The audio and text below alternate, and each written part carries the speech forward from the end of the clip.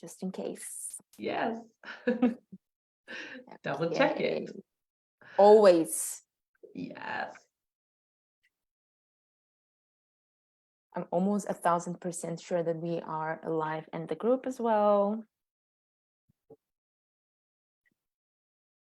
Hello, everybody. Hello. I am so happy and grateful to be having this amazing conversation today. I'm extremely excited because I have this incredible woman, Gennye, who is just phenomenal, fabulous. And I was just telling her that she is one of the most amazing people to have this conversation today around new earth leadership, matured leadership. This conversation is part of the podcast Money in the Hands of Conscious Women. So this conversation will be predominantly about feminine leadership. But I do also believe that this is a conversation that men will also love, because we're seeing much more this conversation of cultivating the feminine energy in men as well. But without any further delay, Gennye, please introduce yourself to the amazing people who are watching and listening to us.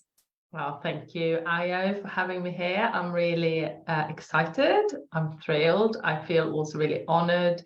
And it feels like a really special time. It just feels like a special time to have this conversation. So I'm Gennye Lion, Rainbow Anderson. Actually, that's the whole name, my full name. I am an energy expert, if you want to sort of summarize it. For 23 years, I have been studying, upgrading, becoming more and more refined spiritually through my own work, but also, through sort of receiving a lot as well, working on my own stuff. So this is how we become actually embodied leaders. So I have I specialize in actually helping leaders, CEOs, entrepreneurs to activate their light body, but actually doing deep inner work with them so that they can become embodied leaders. I also have a business membership for startups. This is for the spiritual entrepreneurs, healers, spiritual coaches who wants to start their business. I'm quite good with beginners, but energy is like my jam, so it's kind of what I lead with because it's my expertise. So that's me. I live in the UK. I'm Swedish originally, so you might hear a little accent. Well, first of all, I love your name. Yeah, I want to say that this is such a beautiful name, and this is your real name, so this is beautiful. It is my real name, but I optimized it. Yes. Well, this is your real name still. People don't know that Ayo is not actually my original name, but this is the name that I was given. So I do understand, and we can speak about name energetics as well, because I do believe that this is part of leadership. Thank you so much again for being part of this conversation. As you said, I think this is very important conversation because leadership is so important when it comes to business, when it comes to growth. And for a lot of us who have taken on a purpose, we both of us know that purpose is so important in life and is part of having a successful business. And as part of this conversation of money in the hands of conscious women, we see that more and more women step into full leadership. But before we have a conversation about that, I want us to have a conversation of what do you think is stepping into full matured leadership? How does it look like in your world, and what do you teach your clients to embody? So I talk about 7 levels of embodied leadership, and I will just say what those 7 are, and then I can just give a little summarization about how that works. So I talk about health. Now that can branch into so many other, your spiritual health, your mental health, your physical health, right? But I'm not going to go into the branches. So health, wealth again, from within. We work on feeling wealthy and having a truly magical moment every time. That's wealth. The external, the wealth that comes with embodied leadership and expertise is of course a part of the wealth, but without the deep connection within with wealth, it doesn't really, you can't feel it, you're not experiencing it, you just have it, but it doesn't feel. So we talk about deep connective wealth from within, which also creates wealth on the outside with the right, obviously you have to have all the other things in place as well, right? The next one is power. And this is where power is something that if we embody the power from within, that we know that we are God's source, like the spark of source, and that we lead ourselves in this way, and that we are not like you are not more or less than anyone else. We are all the same makeup, and we have to look at the collective and unity in this way. So, but we have to lead from personal power. Obviously, opposite of that is distorted power, where we're trying to control other people, obviously, which is the shadow side of it. So all these things have got shadows, it's got dark and white, or dark and light, if you like, to it. So true power comes from healed power as well, that you healed your own power. The next one I talk about is relationships. And obviously, again, you can branch the relationships, right? You have your family, your work, and relationships in the world online. Then I talk about communication. So I'm linking all these to the chakras. So the communication, this is about your message, your truth, your the purpose, what you hear, speaking up, owning your truth, and having the courage to do that. And that is actually how this is how you communicate your brilliance. So with healed communication means that you become a master, you can communicate your way through to where you want to get it. You become an excellent negotiator and things like that. There's loads of aspects to it. So that, and then intuition, third eye. So this isn't a forgotten piece in leadership. Maybe women listen to this, they will know that they are tapping into their intuition. But what I'm saying is, from the past, that was the forgotten. It came from ego and power and control leadership, and to try to control the people, right? While it's leadership, embodied leadership is like leading from intuition and heart, and then activate and empower others to do the same, so that you can all have this, right? We can all have this embodied leadership. And then the last one is mission. This is like your purpose, the big why you really came here this lifetime. Because although we look at humanity as we have so many different hats, you will have people who are deeply, deeply spiritual and very sort of on their ascension journey. And then you have other people doing other things. But every person has a spiritual, deeper connection, meaning some sort of mission that they're here to fulfill. And if everyone knew that, they wouldn't feel so lost, right? So it can look like you're working, I don't know, in the post office, and you're a natural healer, and you're actually happy working there for the time being, and the conversations you are having with the people there are healing to them, because you are whole where you are. I don't know really how to explain, but I want to sort of include all layers of society with this, because leadership comes from being whole and happy and full within. Now, as more as entrepreneurs, as we get into how should I put it, more of an advanced position in our life, right? We become even more aware of the leadership, right? Because we like, I need to lead myself, and I need to be able to lead others.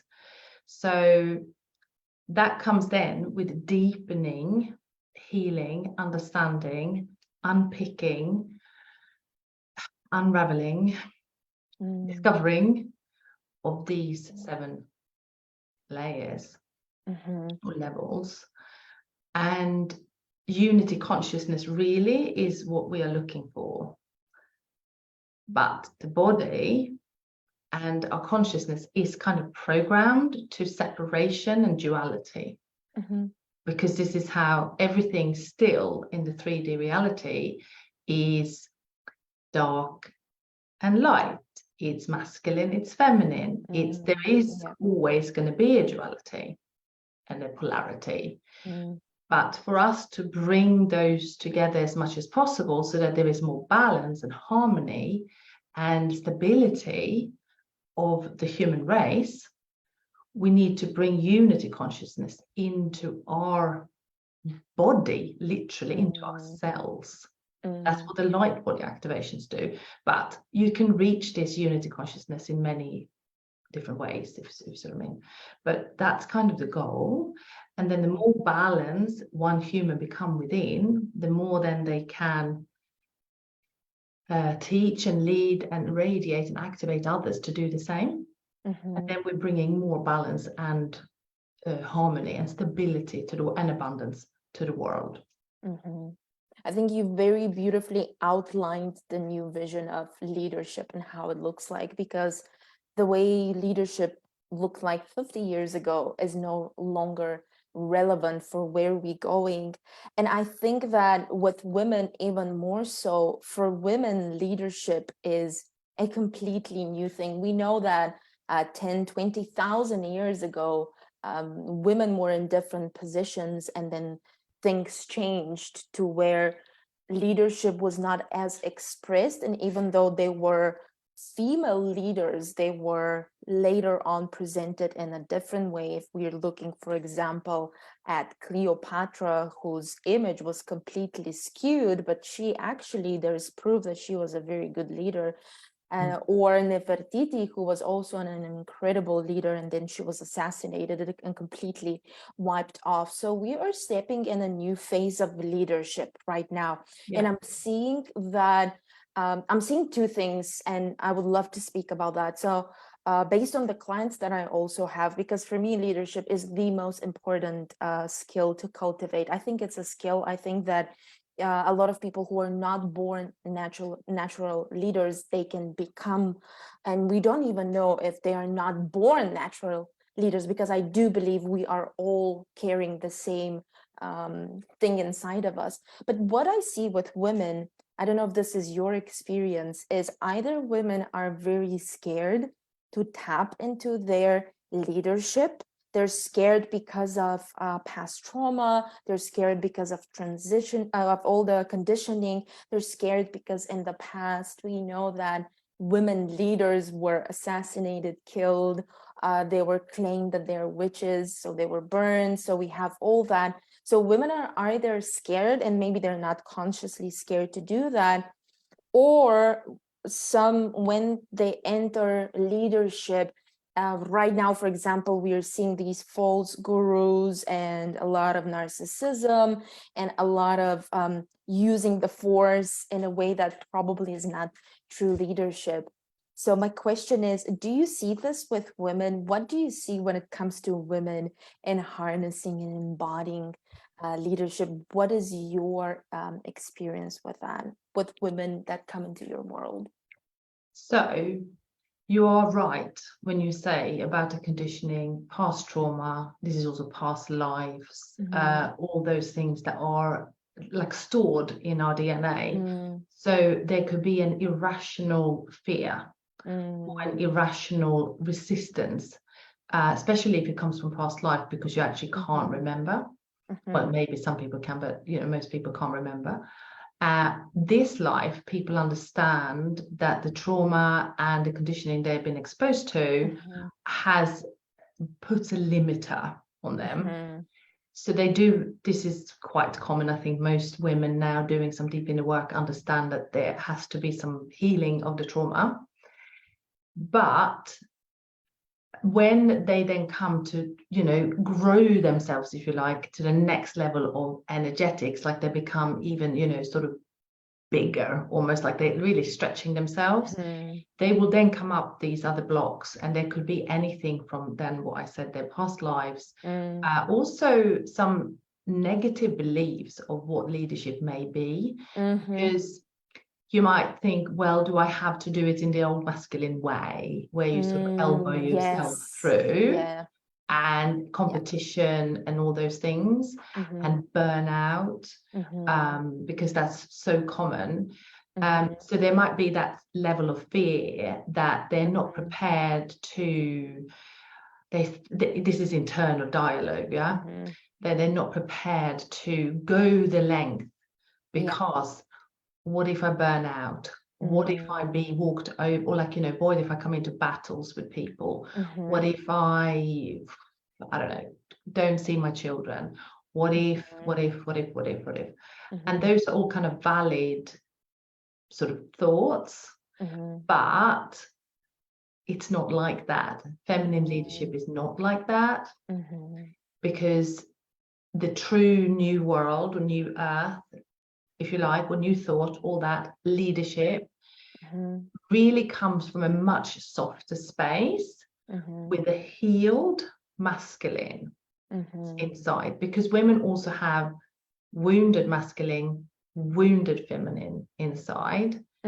So we have to lead with a healed masculine and a healed feminine. And that comes with a deep inner work, that comes with a clearing the subconscious, that comes with past life healing, that comes with activating the light body, if that's what somebody wants to do, things that I do, but that comes with all those things.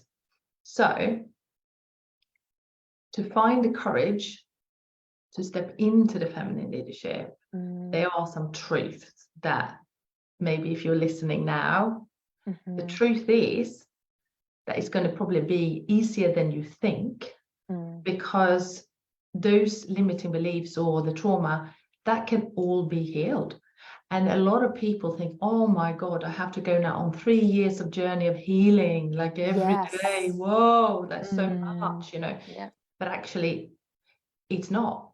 It can happen like that. It can happen like that. And let's say just to give people a kind of a structure here, let's say you had one deep session a month for 1 year, you would 10x, like it's like 10x everything. Yes. So it's not like, oh my God, I have to do all these things. No, you don't have to do that much.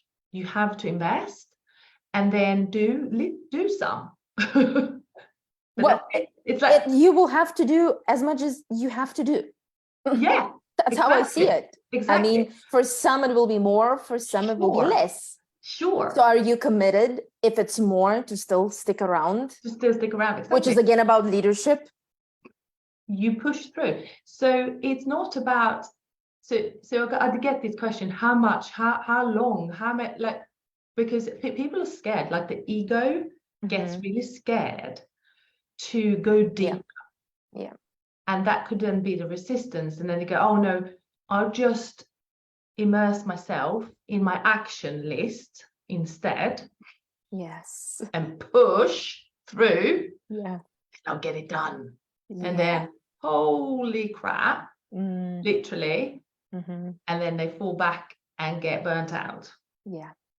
While they should have done the list in smaller chunks, a little bit of energy work, a little bit of deep healing, then do another list like this. That's actually the answer. And then what happens is, you know, people talk about flow and they talk about alignment. It's kind of a little bit overused word, I think. Yeah. Alignment is really, in my world anyway, I mean, it might look different for someone else, you know, you have to take the information and see what feels true to you, right? Yes. Alignment truly is when your mind and your spirit and your soul and your ego and everything is working in harmony, so that you're getting some beautiful messages through, and then you take some aligned action which is in alignment with that message, and you don't push and you don't force, you just do. And that's kind of the best way to explain it. So you have maybe a little bit of resistance sometimes, and you just go, okay, well, do you know what? That's interesting about resistance. I'm going to work through the resistance and not go into procrastination, and then keep going. So this is also about coming out of the head and coming into the heart. So there is this conversation between the higher self and the heart, really. The mind is just there to give you structure and sort of, get things done and be rational, more masculine, right? You have your right side of the brain, which is feminine, but of course. So yeah, that's alignment. And that's when also things seems to, because you are, as an energy, you are a force with the universe, literally. And if you work in harmony with all of you, then the universe always work in your favor, because it's like responding to this alignment that you are in, which means that things be like, oh, that just happened now without effort. Yes, because you manifested it from a space of this alignment that comes with some work and practice, because we need to come out of our heads and then it just appeared. That's feminine, because you didn't chase it, or you didn't push it and didn't force it, but you took some action, which is divine masculine. So when you take some aligned action, very intentional, not just like, not like frantically doing something, more like very intentional, that's like the divine masculine. You're like, right, I'm manifesting that, I'm having that. Take some action, not in pushing energy, just take some action. And then the universe starts opening up and all this flow starts coming in, which is the divine feminine, really. So it's this, it works. It works, I promise. And we've seen it. It works. And there's going to be some women listening to this who goes, I'm doing that, it's working. And someone's going to be like, oh my God, tell me more. So there's no secret in these things. There's no secret in it. Absolutely. Well, Jen, give us some examples of what you've seen in your world. Oh, I lost this. Yeah. Oh, that's okay. Okay. So, for example, last year, I'll take myself as one example, but I can take also some client of examples as well. So last year, this is how powerful your thoughts are, because it's thoughts and then a feeling, like it's a thought, feeling, and then manifestation, right? So thought, feeling, action, manifestation. So it's when we have a detachment to this whole process, then it's when it happens like this. So I was just thinking, I should really get a book coach if I want to do my book next year. I don't like trying things on my own. Like I want help, as in from an expert. And it should really be somebody very spiritual, because if I just ask anyone, they're not really going to get me. Yeah. 10 days. I signed him up. I was like, yeah, he's a shaman. He does book coaching, and he was exactly what I was looking for. There was a friend who literally said to me, did I hear you said something about book coaching? We were on a call like this. I said, yeah. Oh, you've got to, check this guy out. She sent me the details. Like, I think next day I signed up. It was like instant manifestation. When it comes to clients, I work with numbers as opposed to cash. Because then it doesn't really matter, does it? So I work on numbers, and it seemed to work best for me, because you don't really want to put a limit on the cash. Do you know what I mean? But you want to kind of say, okay, well, so this is how much my energy, this is how much I can stretch my energy for signing this many clients, because you couldn't take on 20 new one-on-one clients. Do you know what I mean? Or something like that. I did last year. Oh yeah, but in one go. Do you know what I mean? No, not in one go. No. It's like Abraham Hicks says, you can't eat all of the food you're going to eat throughout your entire day, your entire life in one day. Yeah, it's too much. So what I'm saying, so what anyone can, maybe someone can relate to manifesting with numbers or cash, like it doesn't really matter what you do. But yes, so often when I do that, well, when I do that and I say I'd like this many people in the program, I always get that many people in the program. Like, but it's very clear. It's like, yeah, I want to help 10 souls to do this. These souls need my help because, like, we're here to, you know, raise the vibration and do things and transformation, and it works. Yes, But I don't attach it's to universal it. laws. So It's universal law, exactly. there's nothing woo-woo about these things. There That's is how I no. see it. There's no woo-woo and there's nothing, everything is very well calculated. So when you follow certain laws, this is what will happen. Universal laws, exactly. Gennye, I remembered a couple of days ago, I was watching this video by this guy who's he's a business coach, but not a spiritual business coach. And he was saying that women cannot actually be good leaders because they're very emotional, and emotions are not the best thing when you want to be a good leader. Because imagine if you make decisions based on emotions, and what if we need to enter a war and you do that? Do you think that women cannot be leaders because they're too emotional? To some degree, I do understand that emotions which are not cultivated and they're like a running wild horse can cause issues. My personal experience is that healthy emotions are very good because you tap into your intuition and then you make even better decisions. But what do you think about women and emotions? And I think this is also, again, a belief that society has, and we in some way, we just hear it in the back like a mosquito. Probably influences as well, being like, oh, women are too emotional, they cannot make decisions. Yes, so I totally agree there that there is obviously a collective narrative that women are emotional, and that, right. So emotions is like your portal to breaking through on everything. So it's actually how your emotional intelligence is, meaning, can you harness your emotions in the right way? Which means that when you deal with people in your community, with your clients, triggers are always happening, right? Not maybe so much if you have a really grown a really great community and you've been doing for a while because you're now seasoned. But in the beginning, maybe it's going to be triggers more, perhaps. And the triggers are there to heal something in you. So the answer to those triggers, because on a trigger we could emotionally react, but it's about emotional responding.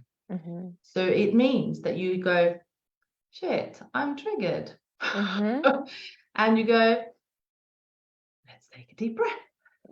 And go, it's an interesting trigger. Then you go away and you unpick the trigger and you're like, okay, I got triggered because X, Y, Z. And then you tell yourself what that was. If you need to do some healing on it, you heal on it. Then if you need to respond to this person, which you obviously need to do, if it's your business, usually you have to respond to things. You respond from a calm state. That's it. So then we won't cause this kind of conversation that is highly emotional or triggered. And then it's so funny on social media, isn't it? Because people do that all the time. Because you find something like, and they say something, and then loads of people get triggered, and then they go bang, bang, bang, bang, bang, bang, which is sometimes it's a heightened conversation, so it could be interesting as well. It just mustn't be abusive, obviously. But yes, so women, I believe that women's feelings and emotions are the portal with their intuition. We are highly, if you think about this, we are the only species that can bring a divine higher energy into a physical form. Our womb. Hello. Hello. So, yes. hello. So We're the portal to the divine, right? Why are we even still having this conversation? Why it was We should have been recognized long time ago and only for this. exactly. So if you think of, okay, so we're kind of coming off the topic with the emotions there a little bit, but if you think of women as the portal, we are the portal. Yeah. So we're here really to, it's not about, like, the feminine can't really exist without the masculine. So we're here to be fully who we are in our feminine. And the men will go, wow, I need to heal my masculine or my wounded feminine so that I can match this woman.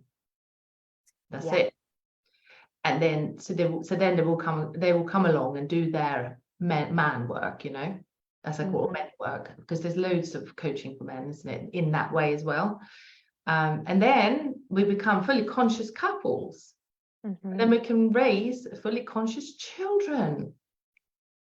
That's the idea, right? And I do believe that the feminine being able to express leadership, we do need support from the masculine to express it in a absolutely free way, because what I've experienced in my relationships, I've experienced either men being very triggered and scared by the natural leadership that I have, which for me is something that I cannot switch off. It's always there.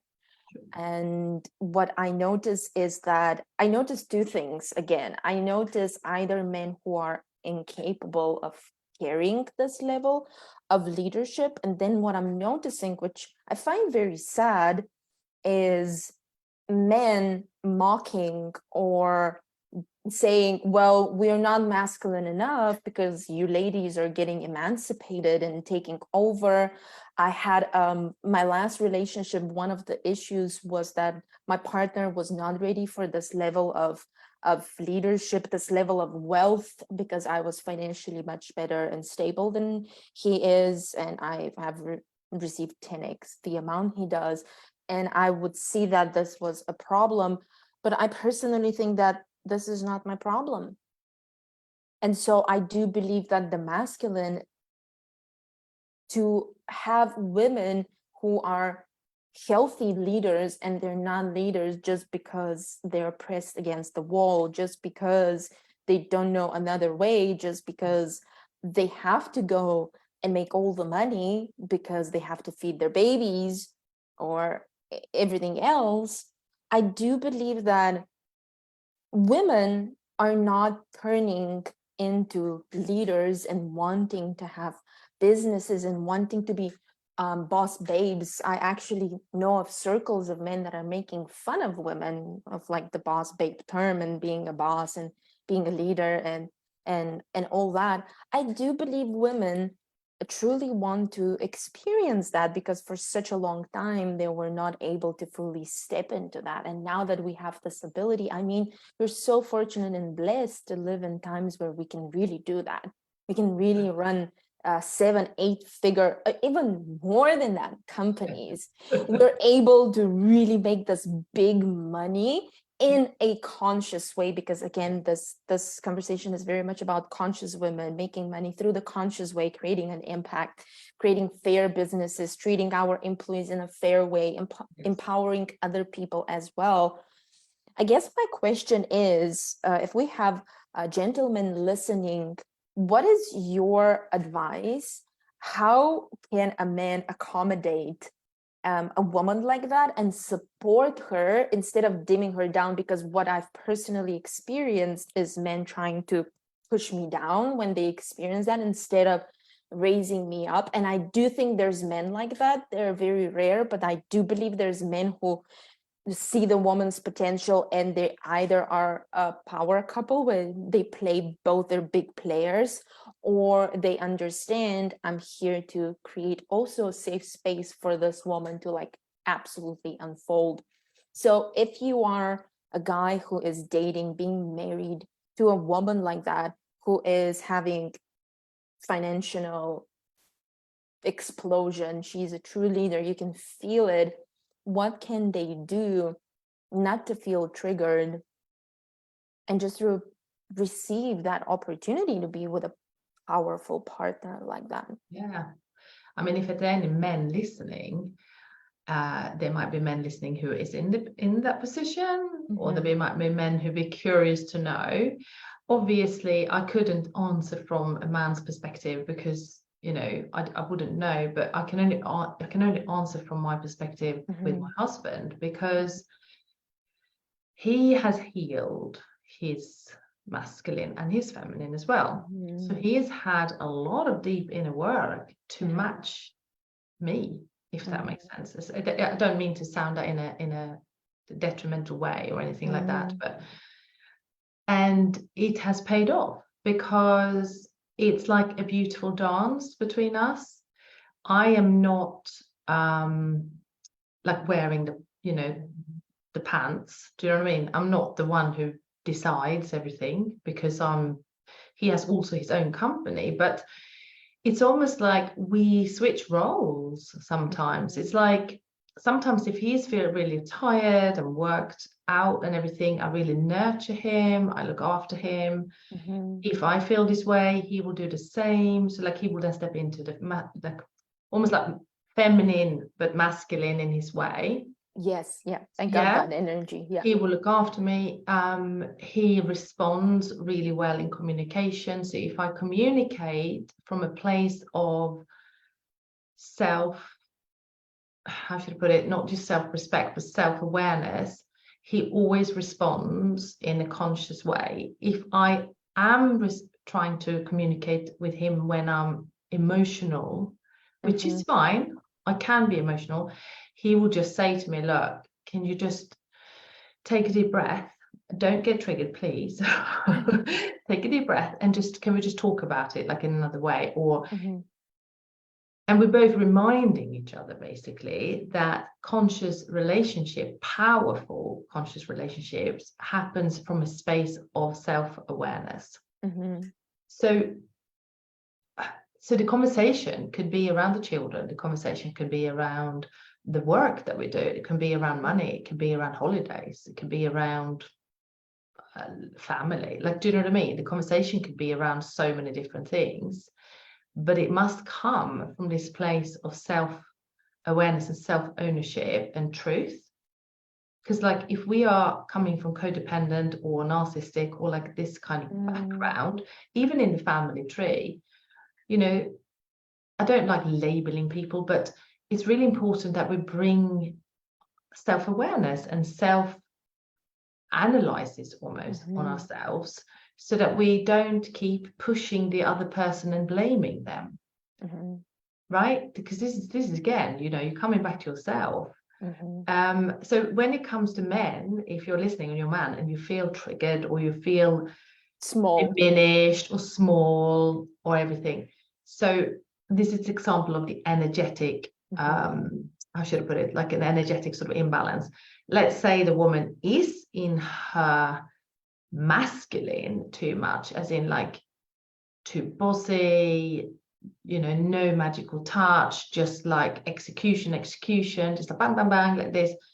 He will feel demasculated because her energy is too strong, like and it's too sharp, maybe. Most men just want a soft, gentle, truthful, grounded woman. They don't want like a young one who they can just do everything with. The ones that are healed anyway, the men that are healed, they normally don't want that because it's no challenge. Do you know what I mean?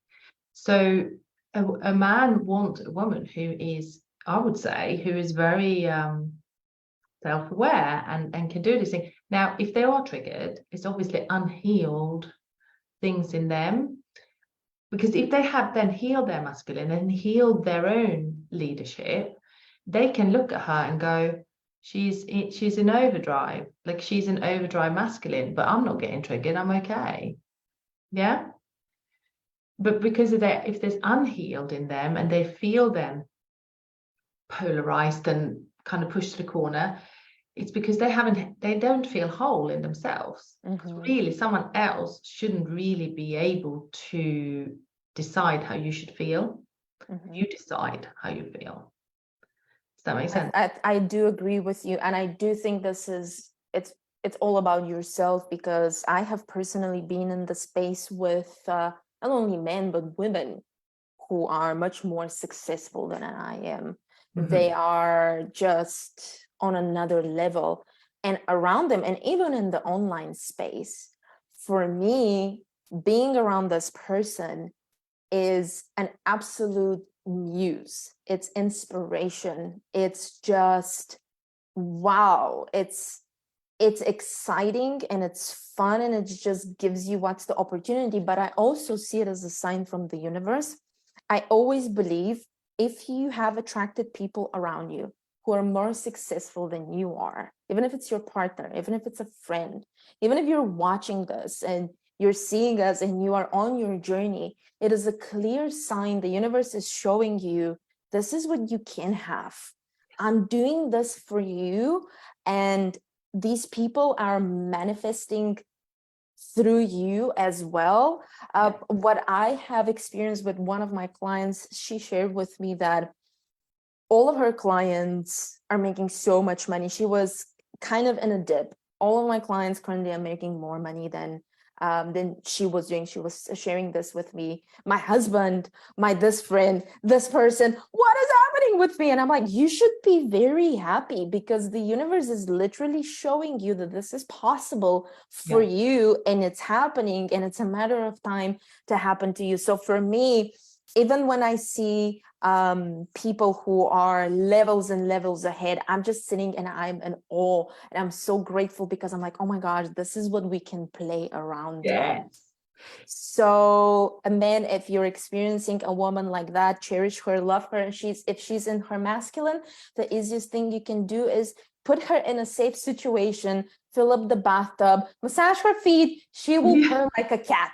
Okay. Exactly. She will. I think that this is something that we don't understand, that sometimes when we soften, people are soft around us. So if it's the other way around, then probably we're not creating the space for them. For clients as well, by the way, with my clients, because in my business, it is 100% masculine and 100% feminine. So it's not this or this. It is a dance between the two. But I know very well when I see people that the masculine is not stepping in, I know how to call them out. When I see the feminine, I just tell them to take a day off, go and play with themselves, go buy a crystal dildo. I don't know what, just have fun. Yes, just have fun. So I think the same with people and partners. This is what the dynamic is. I want to wrap up with a very important observation that I have, and I think this is very important for us to have this conversation as experts to find a solution for this and give some suggestions. So I know that personally in my world, with me as well, and with clients, with women specifically, I do see with men as well, leadership and embodying leadership it's not always easy. Okay, we have so much responsibility for others. I cannot say that, oh my gosh, yes, every day it's so easy and it's so amazing. I've been leading a team of over 20 people and taking care of them. I take care of my family financially. I've helped my partners financially, mentally. So I've been a leader all the time, and I know what it takes from us. yes. And what I hear from everyone is either if they have been in a leadership position, they have burnt out and they're scared again to do it. So they just completely release and let go and run away. Or they are scared, being very close to burnout. They are scared that if they become 100% leaders, they will experience burnout, and they are very scared to accelerate their business. So Gennye, can we speak about what can people do not to get burned out and still be very empowered leaders? So I look at it as a support. So we have to take the support. And if you want some practical information, this is how I do it, and I'm sure you do it in your own way. So you said you had a team of 20 people. Yes, you are leading and guiding them, but they are actually supporting you, right? Yes. They're not babies. Yeah. So there is a dance between that. Now, as for me, okay, so I have a cleaner, I have help with the children, but I see them a lot. I'm not absent mother, you know, so, but I do have help. I have people doing my laundry. I don't do the laundry, like it takes a long time, right?